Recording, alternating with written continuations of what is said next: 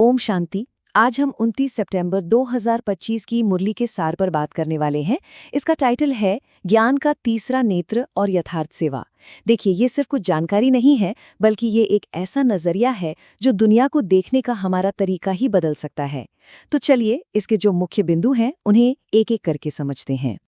हमारे आज के इस विश्लेषण की शुरुआत इसी एक विचार से होती है। ये समझना बहुत जरूरी है कि यहाँ किसी असली फिजिकल आंख की बात नहीं हो रही है।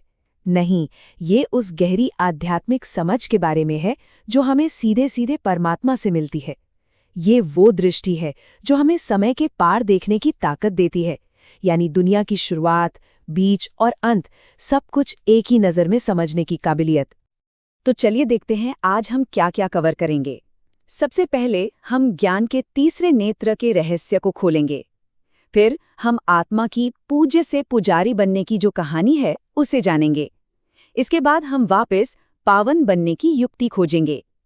फिर देखेंगे कि कैसे नई दुनिया की स्थापना होती है, और आखिर में यथार्थ सेवा का असली मतलब क्या है उसे समझेंगे। तो चलिए पहले पड़ाव से शुरू करते हैं, ज्ञान का तीसरा नेत्र। ये कोई ख्याली पुलाव नहीं है, बल्कि ये एक बिल्कुल ही नए नजरिए को अपनाने का बुलावा है। एक ऐसा नजरिया जो हमारी समझ की सारी हदों को तोड़ देता है। तो ये ज्ञान का तीसरा नेत्र असल में है क्या? इसे किसी सुपर पावर की तरह नहीं, बल्कि एक नए पर्सपेक्टिव की तरह समझिए। ये वो आध्यात्मिक समझ है जो सीधे परमपिता परमात्मा से मिलती है। और इस समझ से होता क्या है? आत्मा अपनी पूरी यात्रा को, यानी जन्मों के चक्रों को और दुनिया के बनने बिगड़ने के पूरे साइकिल को एक साथ देख पाती है। ये सचमुच एक स्पिरिचुअल विजन है। अच्छा, अगर ये तीसरा नेत्र हमें सब कुछ समझने की शक्ति देता है, तो सवाल ये उठता है कि हम अपनी असली पवित्र अवस्था से भटके ही क्यों?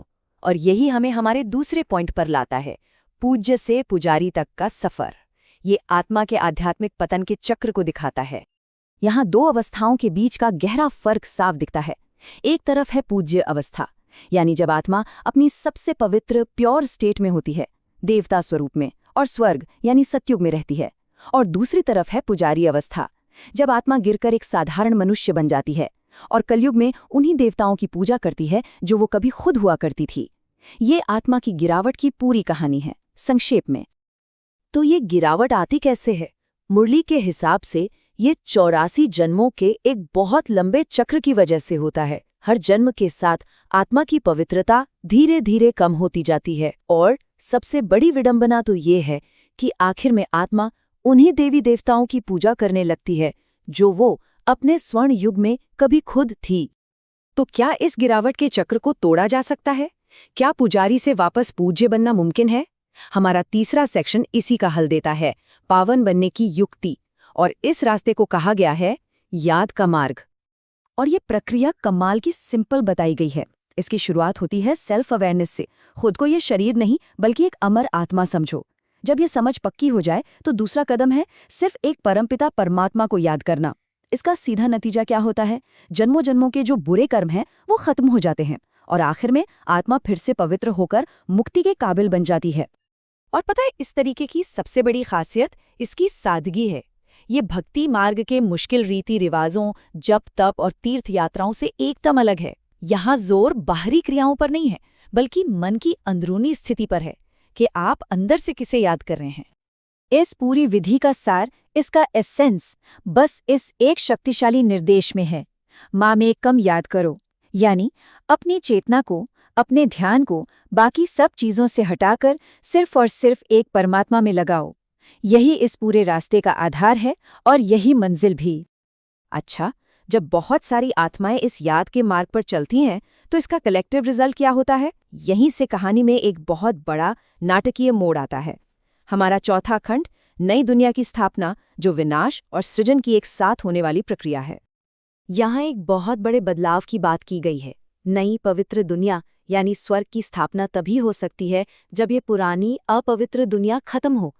आप इसे एक कॉस्मिक रीसेट की तरह समझ सकते हैं, जहां पुराने करप्ट सिस्टम को पूरी तरह से खत्म किया जाता है ताकि एक नए और बेहतर सिस्टम की नींव रखी जा सके। इस बदलाव की भयावहता और सुंदरता दोनों को दिखाने के लिए बहुत पावरफुल इमेजरी का इस्तेमाल किया गया है।